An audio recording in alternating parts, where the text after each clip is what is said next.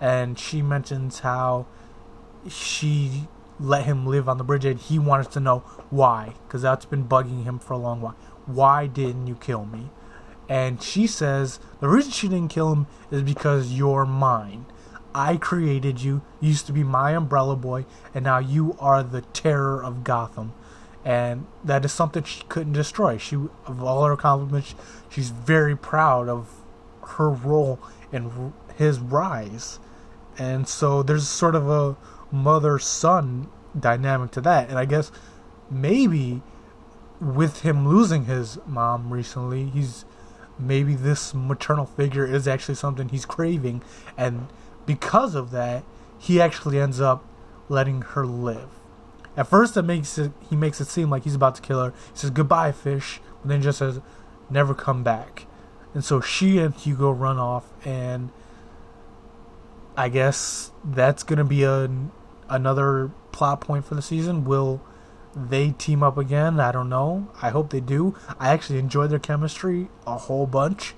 I know there's a lot of people who don't like Fish Mooney's acting. They think she's over the top or anything. I really think she works so well with Robin Taylor, I believe is the actor's name. I think he's great, and they work well together. So I hope to see more of them together. And then, okay, so after this, we cut back to the front of the house where the mob has successfully stormed the house. They killed the monsters, and now they have like a big bonfire going where they're just tossing the monsters' bodies in there. And it's obviously very, I think it's supposed to be symbolism. I believe this scene is supposed to directly parallel what's happening in the world with the migrant immigration thing. I feel like with the monsters versus experiments thing, them burning the bodies, hoisting up Penguin. I think Penguin's meant to be a Trump-like character in this season. That is my take based on what I've seen so far. Just mob mentality and all that stuff. I feel like we're gonna see that more. I feel like he's gonna rise up in terms of like a Trump type character where he's very like bombastic and he talks up and gets people to follow him. And yeah, sometimes people will get hurt because of it. This isn't a political thing of is Trump good or bad, but I think for Penguin, he is going to lead this mob into a fear of the experiments of Hugo Strange, and that's going to lead to a sort of like a bit of a chaos inside the city. So we'll see what happens with that. I'm a bit nervous if they try and parallel the real world with this, but we'll obviously have to see what happens. I'm a little bit nervous, but I am loving Penguin this season. I'll say that. I don't know if the fact he is so Trump-like is actually a good thing, but he is. I'm actually enjoying that. So I don't know what that says about what I think about Trump. Because yeah, I think maybe it's just Robin's acting or whatever. But I've never been a Penguin fan these last couple seasons, but this season he's killing it. He's awesome. I love him this season. It's really great to see. So I'll be happy to see his progression, and hopefully, like I said before, him and Fish Mooney would be great too. And then, so after this, Jim is looking at Penguin being hoisted up by the crowd, and they're like cheering and all that stuff, and he sees that Penguin doesn't have Fish's body, so right then and there he knows Fish isn't dead. Penguin didn't pull the trigger, so he's a bit disappointed, I guess. He wanted that to happen, but I don't know. Knowing Jim wants her to die, that's kind of weird for me, because I always viewed Jim as a little bit more moral than that, but obviously they're going a little bit of a murky ground with him this season, which I think sets up why the city ends up needing Batman, because even Jim can be a little bit swayed by the good and bad but Batman's more of a symbol who can't be corrupted. So that's something in the future that's all this I feel is being set up, which is actually doing a pretty good job, where they're towing the line between order and chaos in the city.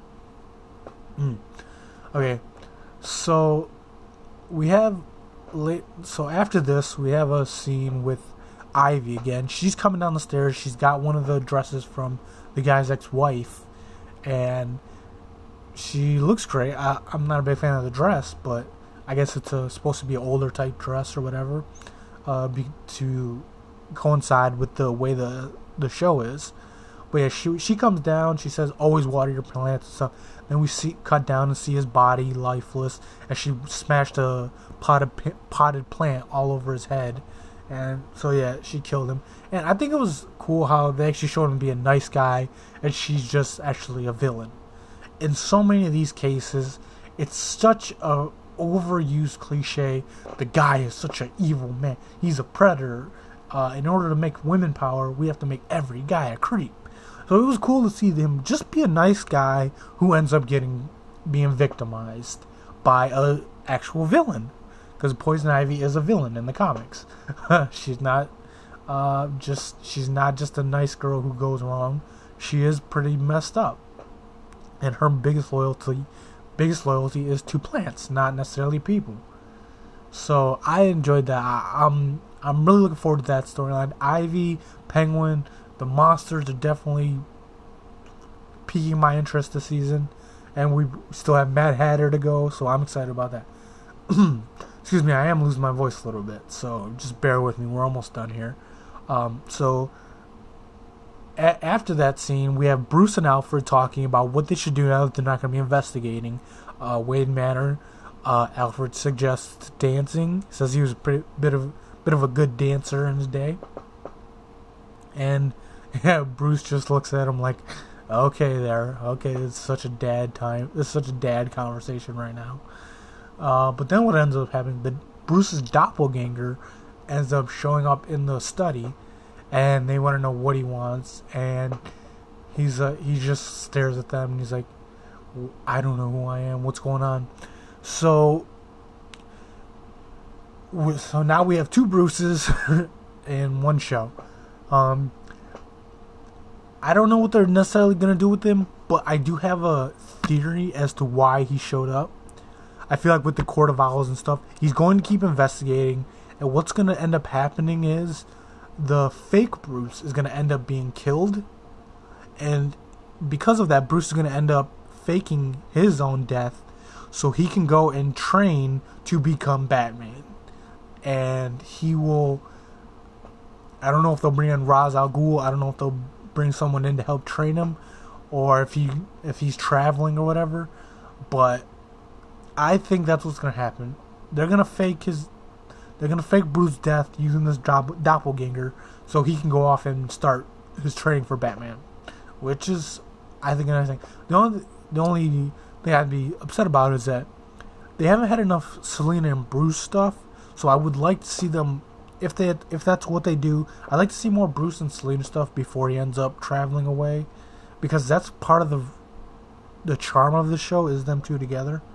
So yeah, we'll see, but like I said, I want to see more of them together, and hopefully they do that before he ends up doing his training stuff, and maybe when he comes, or maybe he'll take him with him for a little while, or meet up again. We'll see.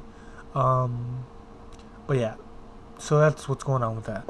And then finally, at the end of the episode, we have Vicky Vale and Jim talking, and they're wondering what's happening to Fish. Did she or did she not die? And it's basically just a pretense for just a sex scene. They don't actually show anything, but it's just basically a hookup, because what they needed to do that, because right after that they cut to a woman in getting off a train, and we see it's good old Lee. She's back in the picture, so we're gonna have some sort of like love square thing going on with Jim, or it's Jim, Valerie Vale, Barbara, and Lee. So yeah, he's gonna be getting some crazy storyline this season, and we'll see, because I'm excited. I pretty much like all. Well, I'm still not sold on Valerie, but I do like Barbara and I do like Lee, and it's interesting to note that what's happening with Lee is almost the same thing that happened with Barbara in season 1. So Jim seems to have a modus operandi with these types of things. But yeah, so that's my review of the new Gotham episode. Overall, I give it about a 7 out of 10. Room for improvement, but it's definitely not a bad episode. I enjoyed it. So yeah. So guys, if you like this, please give it a like.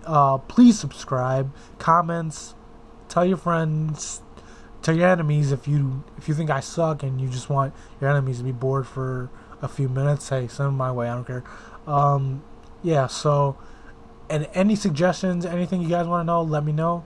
I have a Twitter, but I haven't actually used it yet. But I'll link that too. So, guys, love you. Thanks for showing up. I appreciate it, and take care. Bye.